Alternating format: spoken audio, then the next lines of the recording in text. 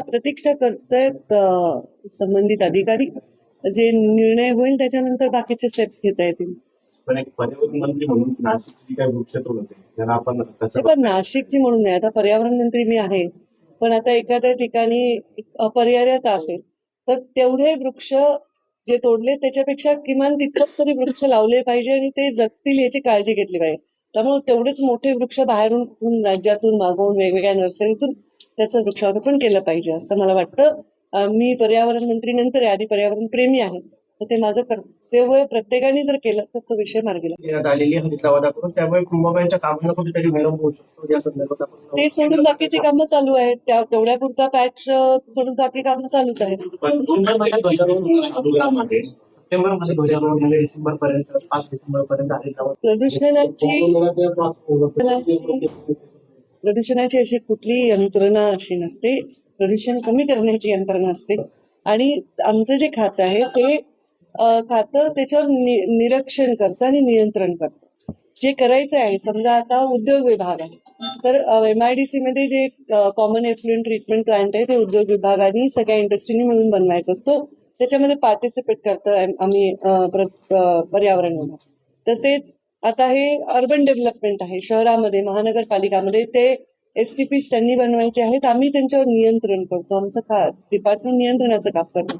आता आम्ही पार्टिसिपेशन मध्ये जात आहोत, म्हणजे आम्ही सहभाग पण घेणार आहोत. नुसतं विसल ब्लो करून जमणार नाही, तर त्याच्यामध्ये सहभाग पण घेणार. तर त्याच्यामध्ये आम्ही हळूहळू सहभाग कमतरता भासणार नाही जर सगळेजण आपापलं व्यवस्थित काम करतील. आणि आता सगळं डेप्युटीकडे केलेलंच आहे कुंभाच्या हिशोबाने, तर ते भविष्यामध्ये आपल्याला जाणवणार नाही. आणि भरपूर ऑनलाईन मॉनिटरिंग सिस्टीम भविष्यामध्ये येतील. म्हणजे पाण्याचं असेल, एअर क्वालिटीचं असतं, आता आपल्याला गरज नाही, आपण आपल्या मोबाईलवर बघू शकतो. त्याच्यामुळे आपल्याला पारदर्शकता पण मिळेल आणि रिझल्ट पण मिळेल. 8 जणांचा मृत्यू नाशिकच्या खड्ड्याने घेतलेला आहे. याच्यावर मला वाटतं प्रशासनाने शासनाने गंभीर दखल घेतलेली आहे. पावसाळ्यामुळे काम जे स्लो झालंय ते पावसाळ्यानंतर मला वाटतं फास्ट होईल. जे झालंय ते नक्कीच दुर्दैवी आहे, पण आता ते रस्ते लवकरात लवकर कंप्लीट करावे अशा शासनाच्या देखील सूचना. कुंभमेळ्याच्या पार्श्वभूमीवर आणि माझं रुटीन आहे, मी जिथे जाते तिथे वेस्ट मॅनेजमेंट आणि पाण्याचं तिथे STPs याच्याबद्दलची मीटिंग घेत असते आणि त्याची विस्तृत मीटिंग घेतलेली आहे. फार वॉरफूटवर काम चालू आहे कुंभमेळ्याचं आणि सगळ्या देशामध्ये आता एक वातावरण आहे, लोक मोठ्या संख्येने येण्याची शक्यता आहे आणि त्याच्याबद्दल कॉर्पोरेशनचं आणि जिल्हा अधिकाऱ्यांचं काय प्लॅनिंग आहे याची डिटेल बैठक मी घेतलेली आहे आणि काही सूचना त्यांना केल्या आणि काही त्यांचे रिक्वेस्ट आहेत त्या आम्ही आमच्या पर्यावरण खात्याच्या माध्यमातून त्यांना काय मदत करता येईल त्याच्यावर परत 1-2 बैठका आणखी पुढच्या वर्षावर कुंभमेळा आलेला आहे. जवळपास 7 ते 8 जे नॅचरल नाले आहेत त्याच्यामध्ये त्या छोट्या छोट्या गावांचं सांडपाणी त्याच्यामध्ये जातं. बऱ्याच ठिकाणी उद्योगाचं पण पाणी जातं आणि त्याचा परिणाम होतो. त्यामुळेच एवढी गांभीर्याने बैठक घेतली. मी इथे म्हणून नाही, आता इथे कुंभमेळा आहे, पण जिथे नाही आहे त्याही ठिकाणी हेच बैठक घेतो. कारण आता आपण त्या फेजमध्ये आहोत जिथे आपण सांडपाणी 100% ट्रीट करण्याच्या हिशोबाने आपण महाराष्ट्र प्लॅन करत आहे आणि आपल्या नद्या कशा कमी प्रदूषित होत जातील. त्या प्रदूषित आहे त्याच्यावर शून्यावर येणार नाही, पण त्या टप्प्याटप्प्याने त्याचं प्रदूषण कमी कसं होईल याकडे आपला भर आहे. त्यासाठीच आहे.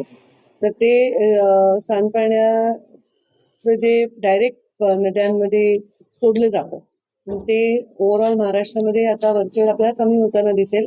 कारण जवळपास आपण फक्त जे सांडपाणी आहे ते ट्रीट करतो 46%. पण आपले जे आता प्लॅन आहेत, काही बांधकाम चालू आहेत, त्या हिशोबाने हळूहळू टप्प्याटप्प्याने हे कामं होत जातील आणि मग सांडपाणी आपल्याला नद्यांमध्ये कमी होईल आणि प्रदूषण नद्यांचं कमी होईल. आता नदी पुनर्जीवनाचंही आम्ही हातामध्ये काम घेतलेलं आहे. फक्त ह्या गोष्टी काही अशा चुटकी बाजूल्यावर होणार नाहीये, त्या फार लांब प्रोसेस आहे नदीचं काम करण्याचं आणि त्याच्यामध्ये किमान 2-2.5 वर्षाचा वेळ लागतो ते कम्प्लीट सगळं होण्यासाठी. त्यामुळे मला वाटतं इथे पण आपण ते प्लॅन करतो आणि ते होईल. कुंभाच्या हिशोबानेच त्याचं प्लॅनिंगचं. मी याची माहिती नाही देऊ शकणार कारण ते गिरीश महाजनच देऊ शकतील. मी फक्त पर्यावरणापुरतं STPs आणि नदीच्या प्रदूषणाच्या संदर्भातले वृक्षतोड काही ठिकाणी आपल्याला अपरिहार्य असेल तर आपल्याला त्या वृक्ष लावण्याने कंपन्सेशन करायला पाहिजे.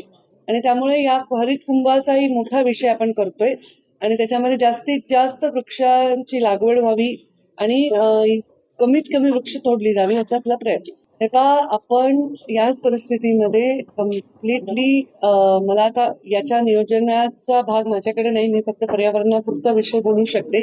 बाकी कुंभमेळ्याचे प्रमुख गिरीश महाजन आहेत आणि मुख्यमंत्री महोदय स्वतः हे मॉनिटर करत आहेत आणि हा देशात नाही जगाचं लक्ष असणारा कुंभमेळा आहे. त्याच्यात काय नाही झाले या गोष्टी आपण मेन्शन केल्या, त्यामुळे काय होणार आहे या गोष्टींची संख्या जास्त आहे आणि ते नाही झाले तेही होईल, मला पूर्ण विश्वास आहे. शेवटचा प्रश्न लाख रुपयांची इथं प्रस्ताव असा आहे समितीमध्ये ठेवण्यात आलेला आहे.